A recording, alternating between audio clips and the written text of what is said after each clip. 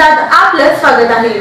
बकरी ईदच्या निमित्ताने सोलापूरमधील हिंदुत्वनिष्ठ संघटनांचे प्रादेशिक परिवहन अधिकाऱ्यांना निवेदन। बकरी ईदच्या पार्श्वभूमीवर अवैध गोवंश वाहतूक, क्षमतेपेक्षा अधिक जनावरे भरून होणारी वाहतूक आणि प्राण्यांवरील क्रूरतेच्या घटनांवर कठोर कारवाई करण्यात यावी या मागणीसाठी हिंदुत्व राष्ट्रसेना, मानद पशुकल्याण अधिकारी, लोकप्रतिनिधी आणि विविध हिंदुत्वनिष्ठ संघटनांनी प्रादेशिक परिवहन अधिकारी RTO सोलापूर यांना निवेदन दिले।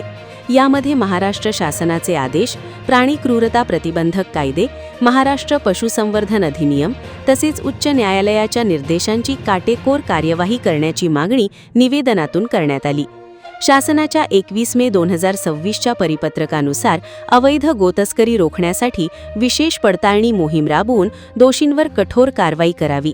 तसेच महाराष्ट्र शासन नियुक्त मानद पशुकल्याण अधिकारी केतनभाई शहा यांनी गोवंश संरक्षण हा सार्वजनिक सुव्यवस्था आणि समाजहिताशी संबंधित गंभीर विषय असल्याचे सांगितले।